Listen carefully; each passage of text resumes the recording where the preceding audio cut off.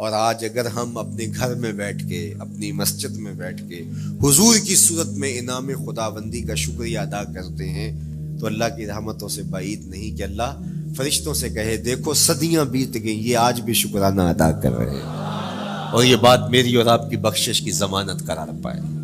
تو حضور کی صورت میں جو انعام ہوا، حضرت حسان بن ثابت اکثر کہا کرتے تھے منا علینا ربنا ام بعث فینا محمدا، ہمارے رب نے ہمارے اوپر احسان کر دیا ہے کہ محمد عربی عطا کر دی ہے۔ ساری زندگی سجدے میں سر رکھ کے شکر ادا کرتے رہیں، حق شکر پھر بھی ادا نہ ہو۔ میں تو کہا کرتا ہوں ہمارے بدن پہ اتنے بال نہیں ہیں جتنے رسول اللہ کے احسانات ہیں، ہمارا بال بال قرض رسالت میں جکڑا ہوا ہے، ساری زندگی ان کے گیت گائیں۔ میں ایک رات کے میلاد کا صرف قائل نہیں ہوں کہ ایک رات میلاد کر لو اور پورا سال چھٹی، ساری زندگی حضور کا نام جپو، ساری زندگی حضور پہ درود پڑھو، لمحہ لمحہ حضور کے ذکر کا چراغاں کرو۔ صرف اپنے گھروں میں، اپنی چہار دیواریوں میں اور اپنے بازاروں میں جھنڈیاں ہی نہ لگاؤ، بلکہ دل کے ایک ایک فرد پہ نام محمد کی جھنڈی لگاؤ۔ صرف منڈیروں پہ چراغاں ہی نہ کرو، بلکہ دل کی اندھیر گلیوں میں بھی حضور کے نام کا چراغاں کرو، اندر بھی روشنی ہو باہر بھی روشنی ہو۔ حضور پہ درود پڑھو، حضور کا ذکر کرو، اپنے بچوں کو بٹھا کر کے حضور کے قصیدے سناؤ، حضور کی شانیں سناؤ، حضور کی سیرت بتاؤ انہیں۔ اپنے گھر کے ماحول کے اندر، اپنی مسجد میں، اپنی گلی میں، اپنے دوستوں میں حضور کا ذکر کرو۔ دوستوں آپس میں بیٹھو تو کہو یار اللہ کا کتنا کرم ہو گیا کہ اللہ نے ہمیں حضور عطا کر دیا۔ دوستوں میں بیٹھے جب یوں بات کرو گے تو اللہ کی رحمتیں کس قدر تمہارے اوپر برسے گی۔ اپنی عقیدتوں کا اظہار کرو، وہاں کمیت نہیں دیکھی جاتی، وہاں کیفیت دیکھی جاتی ہے، وہاں مقدار نہیں دیکھی جاتی، وہاں معیار دیکھا جاتا ہے۔ وہ چہرہ اور چہرے کا دل نہیں دیکھتے، وہ بندے کا دل دیکھتے ہیں، وہ دیکھتے ہیں کون کس خلوص کے ساتھ محبت لے کر کے آیا ہے۔ اور جس کی آنکھوں نے جمال محمد عربی دیکھا ہے وہ اپنے مقدر پہ ناز کیوں نہ کرے۔ تو کہا لوگو آؤ اس وقت روئے زمین پہ میرے علاوہ کوئی نہیں جس نے حضور کو دیکھا ہو، آؤ مجھ سے حضور کی باتیں سنو۔ لوگ جمع ہو گئے اور کہا صف لنا رسول اللہ، تم نے حضور کو دیکھا ہے تو بتاؤ حضور کیسے تھے۔ تو حضرت ابو طفیل نے 3 لفظوں میں میرے حضور کا حلیہ بیان کیا، یاد کر لو۔ حضرت ابو طفیل نے کہا کان رسول اللہ صلی اللہ علیہ وسلم ابیض ملیحا مقصدا، ایک تو چٹے رنگ کے تھے، ایک تو حضور کا رنگ گورا تھا، دوسری بات ملیحا حضور کا حسن نمکین تھا، اور تیسرا مقصدا حضور متوازن تھے، نہ قد لمبا نہ قد پست، سوا صدر والبطن، سینہ اور پیٹ برابر، لیسا بالطویل الممغط ولا بالکثیر المتردد، نہ پست کے عجیب دکھائی دیں نہ اتنے لمبے کے عجیب لگے، بلکہ درمیانہ قد۔ لیکن اذا جامع القوم غامرہم، سن لو حضور کا قد تو درمیانہ تھا، لیکن جب لوگوں کے درمیان چلتے حضور کے کندھے لوگوں کے سروں سے اونچے دکھائی دیتے۔ یہ اللہ نے شان دی اپنے محبوب، مکھ چند بدر شاہ شانی، متھے چمک دی لاٹ، کالی زلف تے اکھ مستانی،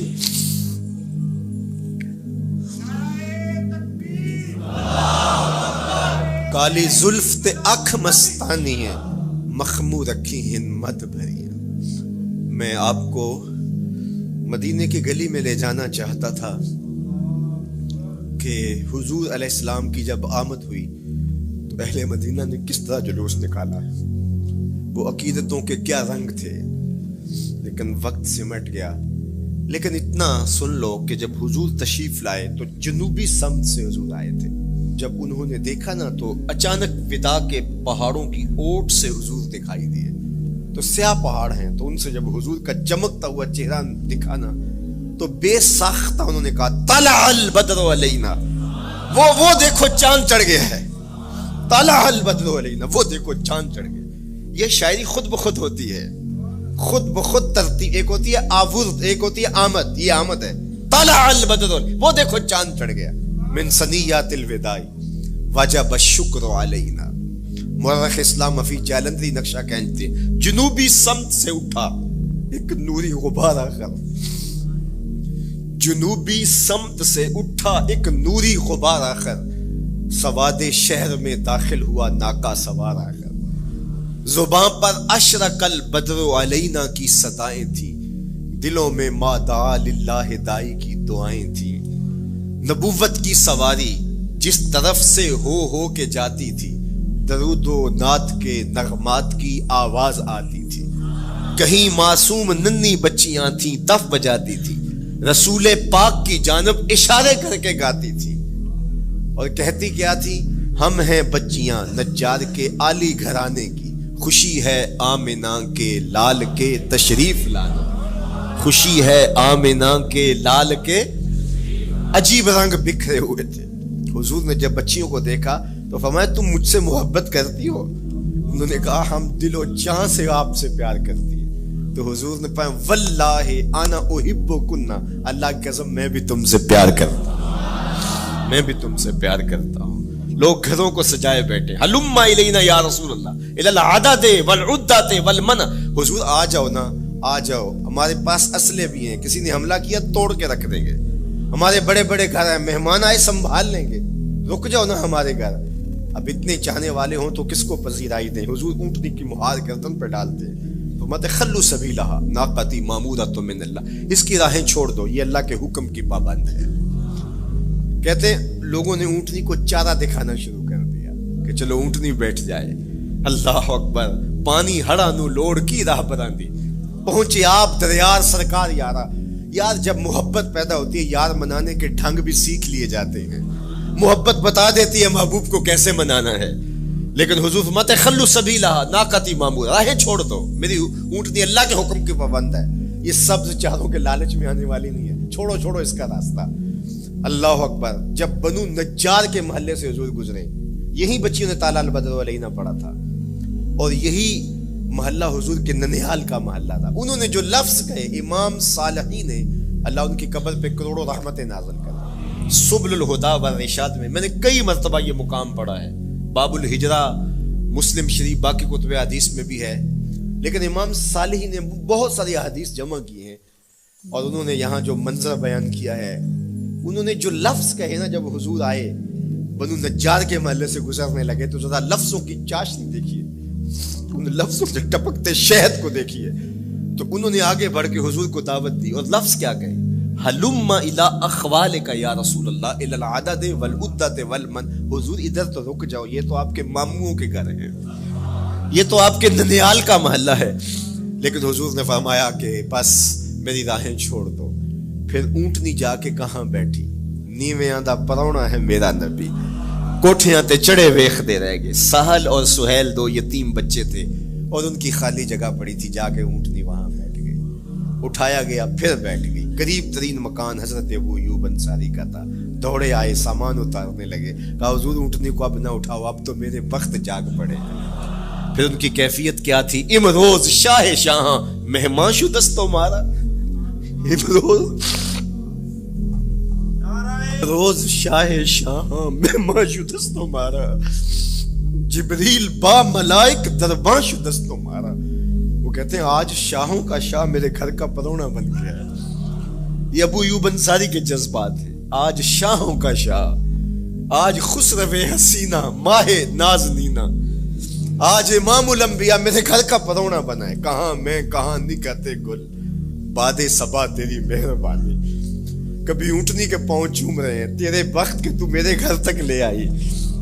تو کہا امروز شاہ شاہاں مہمان شو دستو مارا، آج شاہوں کا شاہ میرے گھر کا مہمان ہے۔ پھر آگے کیا کہتے ہیں؟ جبریل با ملائک درباں شو دستو مارا، لوگوں جبریل کو دیکھو، آج میرے گھر کا پہرا دے رہا ہے، آج میرے گھر کا چوکی دار بنا ہوا ہے، کیونکہ میرے گھر میں حضور ٹھہرے ہوئے۔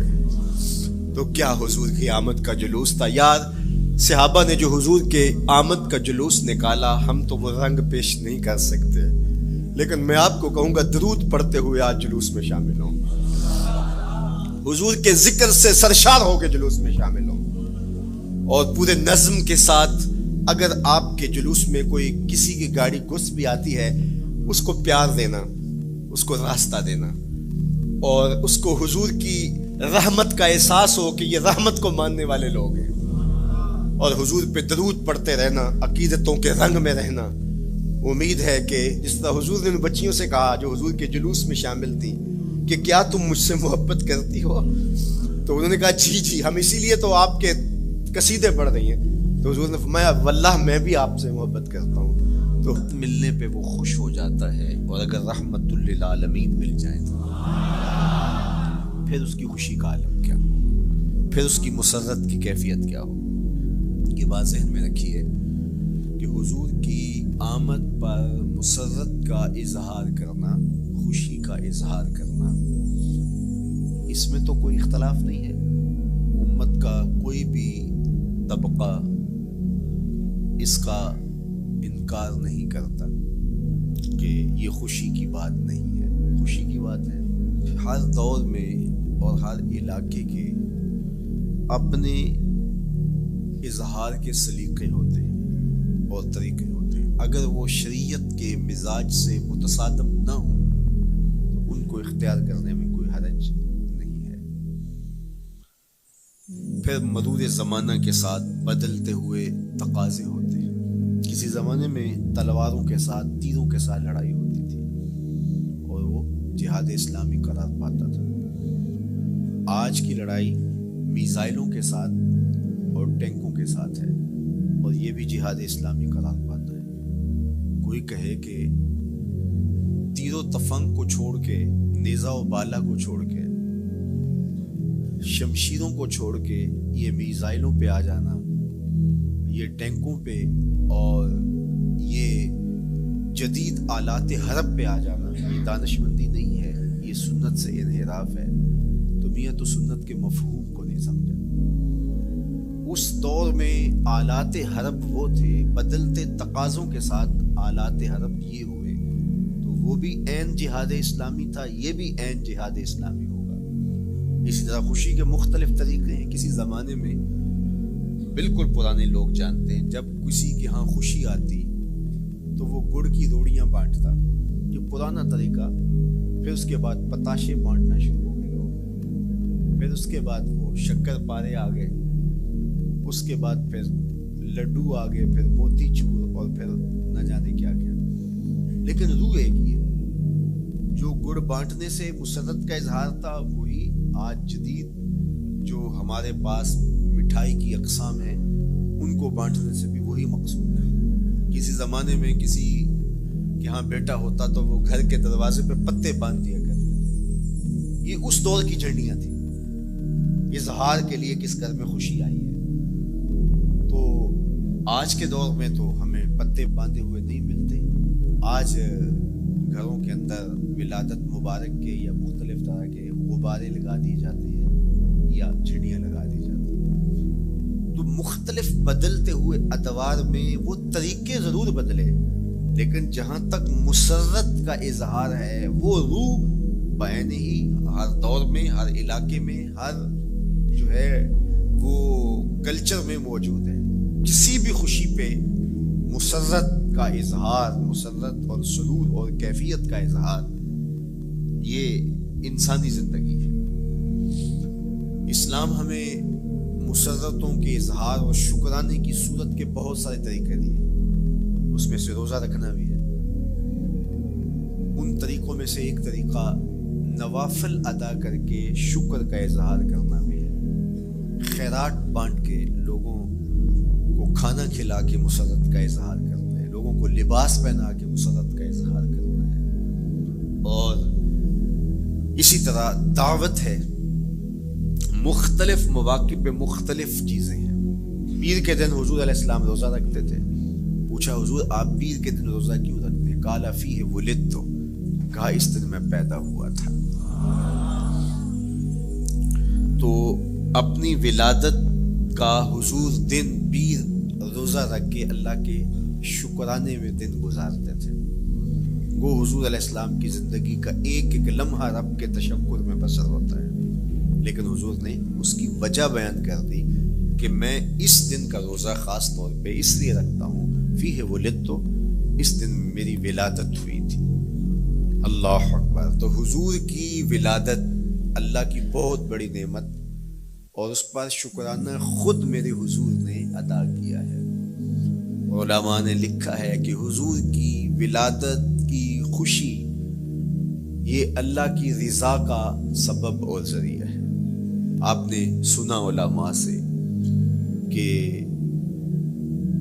دین کا سب سے بڑا دشمن جس کا نام لے کے مذمت کی گئی وہ ابو لہب ہے۔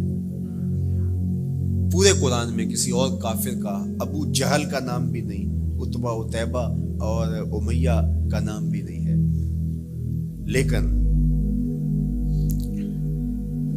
نام لے کر کے مذمت اگر کسی شخص کی گئی وہ تو ابو لہب کی گئی۔ حضور علیہ الصلوۃ والسلام جب کوہ صفا پہ جلوہ فراز ہوئے، وَأَنذِرْ عَشِيرَتَكَ الْأَقْرَبِينَ حکم ہوا پہلے قریبی لوگوں کو آپ اللہ کا ڈر سنائیں، تو حضور علیہ السلام نے قریبی لوگوں میں محنت کی، تو قریش کو، صنادید قریش کو، بنو ہاشم کو بلایا اور بلا کہ حضور نے ایک بات کی کوہ صفا پہ کہ اگر میں تمہیں کہوں اس پہاڑ کی دوسری جانب سے ایک لشکر آ رہا ہے جو تمہیں کچل دے گا تو کیا میری بات مان لو گے؟ تو انہوں نے کہا اگر نظر نہ بھی آیا تو ہم کہیں گے ہم اندھے ہیں، آپ سچے ہو، ہماری نظروں کو پھیر لگ رہا ہے، آپ جھوٹ نہیں بول سکتے، ہم نے 40 سال آپ کے شب و روز دیکھے ہیں، تو کیسے ہم یہ گمان کر رہے ہیں؟ تو حضور نے فرمایا اگر میری ذات پہ اتنا یقین ہے تو مان لو اللہ ایک ہے۔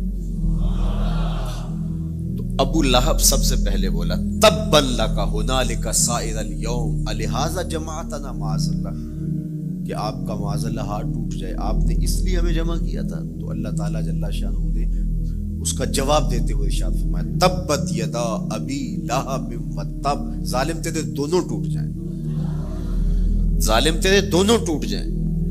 تو ابو لہب کا نام لے کے مذمت کی گئی، لیکن یہ بدترین کافر جب حضور کی ولادت ہوتی ہے تو اس کی لونڈی سویبہ اس کو جا کے خبر دیتی ہے کہ تیرے مرحوم بھائی کے گھر بیٹا پیدا ہوا ہے، تو یہ بہت خوش ہو گیا ہے، اس لیے نہیں کہ نبی تشریف لائے، اس لیے کہ میرے مرحوم بھائی کے گھر میں چراغاں ہوا، تو بھتیجا ہونے کے ناطے اس کو ایک سرشاری اور خوشی ہوئی، اور لونڈی کے خبر دینے پر اس نے اشارے سے اس کو کہا جا تو آزاد ہے۔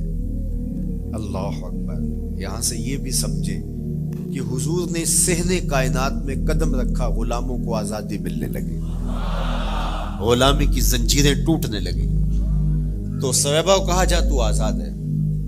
خیر ابو لہب کی ساری زندگی آپ کو پتہ ہے، لیکن جب مر گیا تو حضرت عباس رضی اللہ تعالیٰ عنہ کو خواب میں ملا، انہوں نے کہا سنا کیسی بیت رہی ہے؟ اس نے کہا سخت مشکل میں، ڈاڈی تکلیف ہے، حضور کی مخالفت بڑی مہنگی پڑی، لیکن اتنا ہے کہ جب پیر کا دن آتا ہے جس انگلی سے اشارہ کر کے لونڈی کو آزاد کیا تھا اس سے ٹھنڈا اور میٹھا مشروب بھی ملتا ہے اور عذاب میں بھی کچھ کمی ہوتی ہے۔ شارع مسلم امام نووی کے استاد امام ابو شامہ جو بہت بڑا نام ہے حدیث میں، وہ فرماتے ہیں جب ایک کافر کو حضور کو نبی سمجھ کے نہیں بھتیجا سمجھ کے خوشی کرنے کا بھی صلہ ملتا ہے، تو ایک مومن جو حضور کا غلام ہے اور حضور کو امام اور مقتدا اور نبی رسول اور محبوب سمجھ کے خوشیاں کرتا ہے، اس کو اللہ کتنا کچھ عطا کرے گا۔ دوستاں کجا کنی محروم تو کے بعد دشمنا نظر داری، جب تو دشمنوں کو اتنا دیتا ہے تو دوستوں کو کتنا عطا کرے گا۔ تو حضور کی آمد پر مسرت کا اظہار، بشاشت کا اظہار، یہ اہل ایمان کا طریقہ رہا ہے۔ ہاں جو اس کا انداز ہے، کسی کو نوافل میں زیادہ سرور ملتا ہے وہ نوافل کثرت سے پڑھ لے، کسی کو زیادہ سرور روزے میں آتا ہے تو وہ روزے رکھ کر کے اس شکرانے کو ادا کرے، کوئی ذکر کی مجلس سجا لے، مختلف طریقے موجود ہیں۔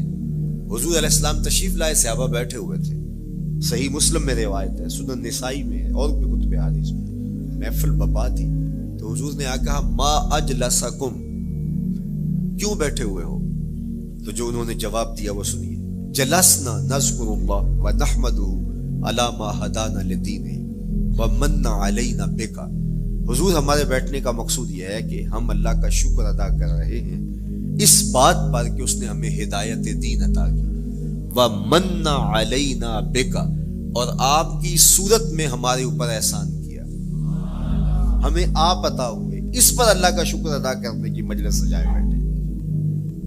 اب بات تو سادہ سی تھی، لیکن میرے حضور نے ان سے کہا کیا تم اس بات پہ قسم دے سکتے ہو کہ اسی لیے بیٹھے ہو؟ تو انہوں نے کہا جی ہم قسم دیتے ہیں، ہم اسی لیے بیٹھے ہو۔ میں اٹھاؤ قسم۔ تو صحابہ نے باقاعدہ قسم دی، ہم قسم اٹھاتے ہیں، ہمارے بیٹھنے کا مقصد یہ ہے کہ اللہ کا شکر ادا کر رہے ہیں اور آپ کی صورت میں جو انعام خداوندی ملا ہے اس پر اللہ تعالیٰ کا شکریہ ادا کر رہے ہیں۔ حضور نے باقاعدہ ان سے قسم لی اور انہوں نے باقاعدہ قسم دی۔ اب صحابہ کو حیرت تو تھی کہ یہ موقع قسم کا تو نہیں تھا، لیکن حضور نے قسم لی ہے، کیوں؟ حیرت تو استجاب کی کیفیت تھی۔ حضور علیہ السلام نے فرمایا صحابہ میں تم سے جو ابھی قسم لی ہے یہ کسی تہمت کی بنیاد پر نہیں لی، یعنی تمہارے قول کی صداقت میں مجھے کوئی شک نہیں تھا کہ میں نے قسم سے تصدیق کی ہو، بلکہ اس کا سبب اور تھا۔ بعض اوقات قسم اس لیے کی جاتی ہے کہ کسی متردد ذہن کو مطمئن کرنا ہوتا ہے، اور بعض اوقات قسم واقعہ کی اہمیت کو بڑھانے کے لیے کی جاتی ہے۔ کوئی بندہ کہہ رہا ہے کہ جناب فلاں صاحب آ رہے ہیں ہمارے گھر میں، مہمان آ رہے ہیں، تو گھر کے اچھا کہتا ہاں قسم اللہ کی، تو اس کا یہ مطلب نہیں کہ اس کے شک ہوتا ہے، اس کی خوشی اور اس کی مسرت کے اظہار کو بڑھانے کے لیے وہ کہتا ہے کہ ہمارے گھر کے اندر آج فلاں آ رہا ہے، تو وہ کہتا اچھا کہتا ہاں ہاں قسم اللہ کی وہ آ رہا ہے۔ تو یہ متردد کا شک دور کرنے کے لیے قسم نہیں ہے، یہ بلکہ اس کی خوشی اور سرشاری کو پختہ کرنے کے لیے ہے۔ تو عربوں میں قسم مختلف وجہ سے کی جاتی تھی، تو حضور نے فرمایا یہ جو میں نے تم سے قسم لی ہے یہ کسی تہمت کی بنیاد پہ نہیں لی، بلکہ اس قسم کا سبب کیا ہے سنو۔ پھر حضور نے خود بتایا، فرمایا تم یہاں بیٹھے تھے، میں حجرے میں بیٹھا تھا، اتانی جبریل علیہ السلام، میرے پاس جبریل امین حاضر خدمت ہوئے، فاخبرنی ان اللہ یباہی بکم الملائکہ، تو مجھے انہوں نے خبر دی ہے، محبوب ذرا باہر تو نکل کے دیکھو، صحابہ تمہارے اس عمل پر اللہ فرشتوں میں ناز کر رہا ہے، اللہ فرشتوں میں فخر کر رہا ہے کہ دیکھو میں نے ان کو نعمت دی، کتنے قدردان نکلے، اس نعمت کا شکرانہ ادا کر رہے ہیں۔ اور آج اگر ہم اپنے گھر میں بیٹھ کے، اپنی مسجد میں بیٹھ کے حضور کی صورت میں انعام خداوندی کا شکریہ ادا کرتے ہیں تو اللہ کی رحمتوں سے بعید نہیں کہ اللہ فرشتوں سے کہے دیکھو صدیاں بیت گئیں، یہ آج بھی شکرانہ ادا کر رہے ہیں، اور یہ بات میری اور آپ کی بخشش کی ضمانت قرار پائے۔ تو حضور کی صورت میں جو انعام ہوا، حضرت حسان بن ثابت اکثر کہا کرتے تھے منا علینا ربنا ام بعث فینا محمدا، ہمارے رب نے ہمارے اوپر احسان کر دیا ہے کہ محمد عربی عطا کر دیے۔ ساری زندگی سجدے میں سر رکھ کے شکر ادا کرتے رہیں، حق شکر پھر بھی ادا نہ ہو۔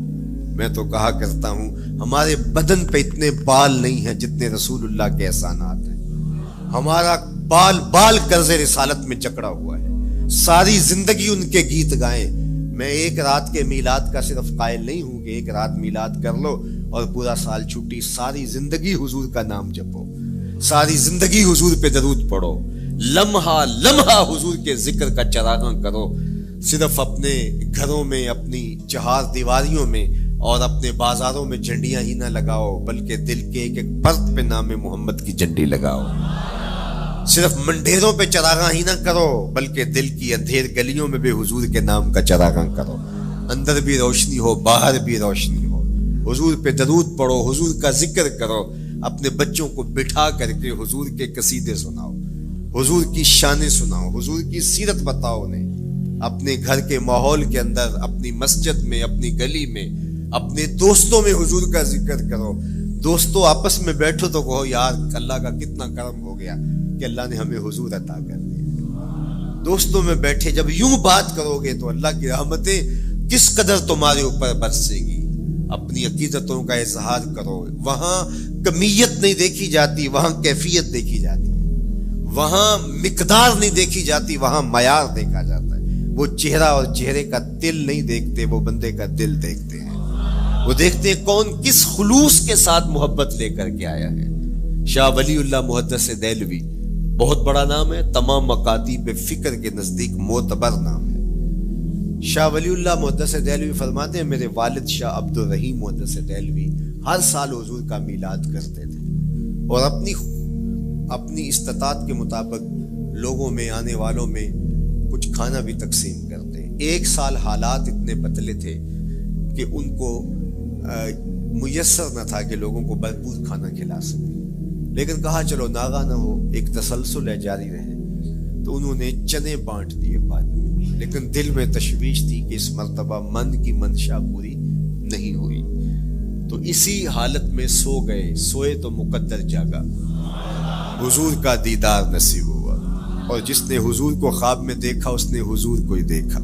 من رآنی فی المنام فقد رآنی، فرمایا جس نے مجھے خواب میں دیکھا اس نے مجھے ہی دیکھا۔ فإن الشیطان لا یتمثل بی، شیطان میری مثل ہو ہی نہیں سکتا، خواب میں آ کر بھی حضور کی مثل ہونے کا دعویٰ نہیں کر سکتا، جس نے مجھے دیکھا اس نے مجھے ہی دیکھا۔ اور دوسری بات، حضور جس کے خواب میں آئے قصد، ارادے اور مرضی سے آئے۔ تیسری بات، حضور علیہ الصلوۃ والسلام نے خواب میں کسی کو کچھ عطا کیا تو وہ حقیقت میں عطا کیا۔ ویسے میں خواب میں کسی سے کچھ لیتا ہوں، آپ خواب میں کسی سے کچھ لیتے ہیں یا کسی کو کچھ دیتے ہیں تو وہ محض خواب ہوتا ہے۔ آپ نے کسی سے قرض لینا ہو تو وہ خواب میں آ کے ادا کر دیں، تو صبح اٹھ کے کھاتے سے نام کاٹ دیں گے؟ آپ کہیں گے خواب میں ادا کیا، بھوک میں تڑپتے سو گئے، رات عالی نسب ہوٹل سے کھانا کھاتے رہے، صبح بھوک محسوس کریں گے یا نہیں؟ خواب میں کھایا ہے نا۔ وہ کیا کسی نے کہا 100 بار میرے ہاتھوں میں تیرا دامن آیا، جب آنکھ کھلی تو اپنا ہی گرے پان تھا۔ کچھ نہیں ہوتا، خواب محض خواب ہوتا ہے۔ لیکن اگر حضور کسی کو خواب میں کچھ عطا کرے، امام بوصیری سے پوچھو، رات چادر ملتی ہے، صبح اٹھتے ہیں کندھوں پہ موجود ہوتی ہے۔ حضور عطا کرتے ہیں تو حقیقت میں عطا کرتے ہیں۔ امام سخاوی نے القول البدیع میں لکھا ہے، ایک شخص حضور کے روضے پہ کھڑا ہے اور کیا کہتا ہے؟ آنا ضیف ہوگا، میں آپ کا مہمان ہوں، اور آپ کے ہوتے ہوئے کسی اور در پہ تو نہیں جانا۔ آقا جی میں تیرا ہو کے خیر منگاں در درتا، مریل کتا کیوں اخواواں ایڈے بختاں ورتا۔ جب میں تیری چوکھٹ پہ ہوں تو کسی اور سے کیوں مانگوں؟ اور میرے امام بولے کون دیتا ہے دینے کو منہ چاہیے، دینے والا ہے سچا ہمارا۔ کوئی جھولی میں چند ٹکڑے ڈال بھی دے تو ساری زندگی جتلائے گا۔ اللہ اکبر۔ عارف عبد المتین نے تو قلم توڑ دیا نا۔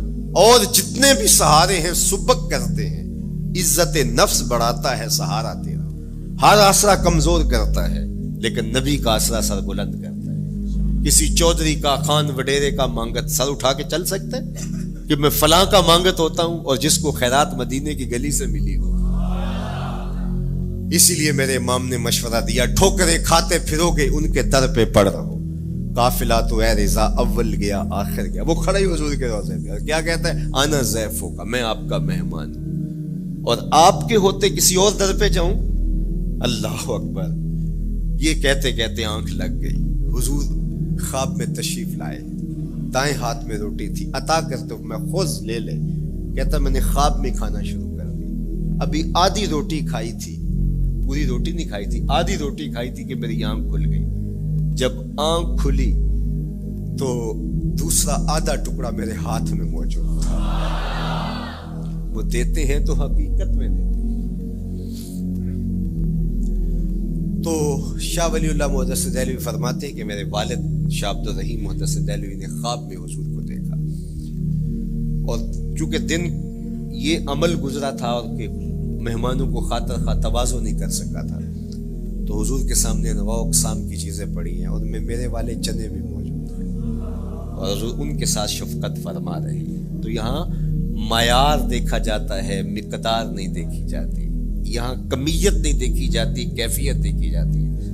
یہاں چہرے اور چہرے کا دل نہیں دیکھا جاتا، یہاں آنے والے کا دل دیکھا جاتا۔ یار چہرہ تو چمکدار تھا، اسی لیے ابو لہب کہتے ہیں نا، شعلے کی طرح چمکتا ہوا، لیکن جہنم کا ایندھن بنا، اور کالے رنگ والا، ہونٹ موٹے ہیں، لیکن کعبے کی چھت میں کھڑا اذان دے رہا ہے۔ اذان ازل سے تیرے عشق کا ترانہ بنی، نماز تو اس کی دید کا ایک بہانہ بنی، ادائے دید سراپا نیاز تھی تیری، کسی کو دیکھتے رہنا نماز تھی تیری۔ تو عقیدتوں کے رنگ اور محبتوں کے رنگ حضور علیہ السلام کے ساتھ جب کوئی پیش کرتا ہے تو رائے گانی جاتی۔ یہ وفاداروں کا در ہے، یہاں بے وفائی کا تصور ہی نہیں ہے۔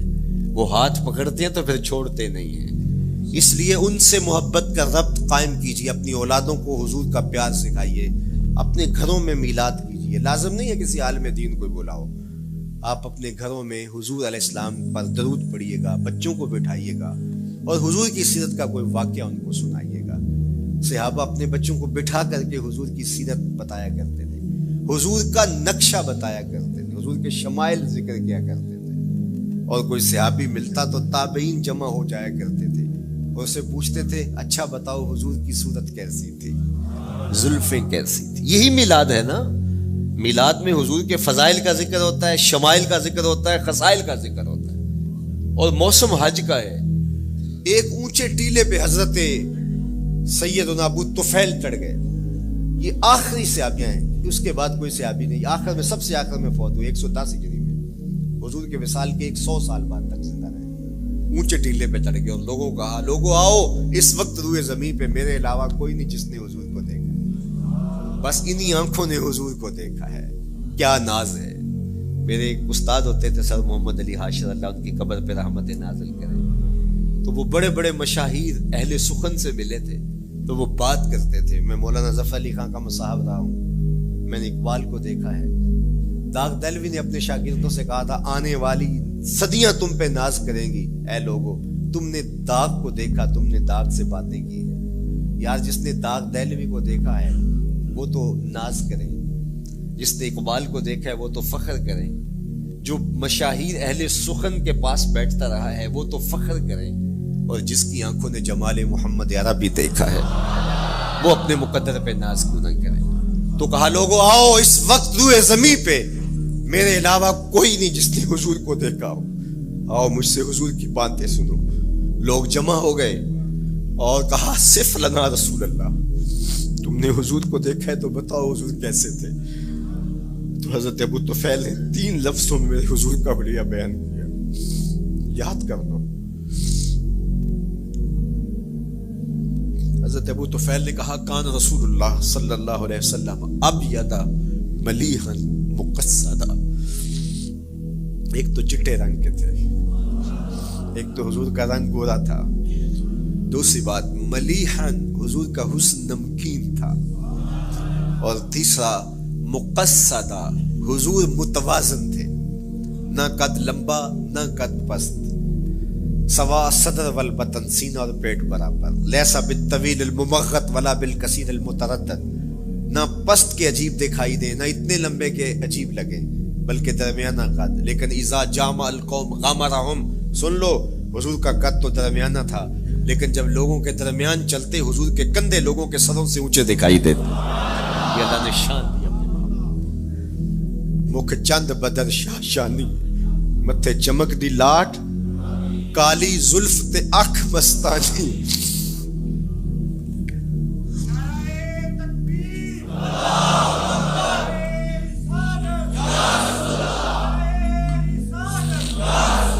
کالی زلف تے اکھ مستانی ہے, مخمو رکھی ہن مد بھریاں. لیکن میں آپ کو کہوں گا درود پڑھتے ہوئے آج جلوس میں شامل ہوں, حضور کے ذکر سے سرشار ہو کے جلوس میں شامل ہوں, اور پورے نظم کے ساتھ. اگر آپ کے جلوس میں کوئی کسی کی گاڑی گھس بھی آتی ہے اس کو پیار دینا, اس کو راستہ دینا, اور اس کو حضور کی رحمت کا احساس ہو کہ یہ رحمت کو ماننے والے لوگ ہیں, اور حضور پہ درود پڑھتے رہنا, عقیدتوں کے رنگ میں رہنا. امید ہے کہ جس طرح حضور نے ان بچیوں سے کہا جو حضور کے جلوس میں شامل تھیں کہ کیا تم مجھ سے محبت کرتی ہو, تو انہوں نے کہا جی ہم اسی لیے تو آپ کے قصیدے پڑھ رہی ہیں. تو حضور نے فرمایا واللہ میں بھی آپ سے محبت کرتا ہوں. تو ہو سکتا ہے حضور ہمیں فرمائے میرے میلاد کے جلوس میں آنے والوں میں بھی تم سے محبت کرتا ہوں. اللہ آپ کو سلامت رکھے. وآخر دعوانا الحمد.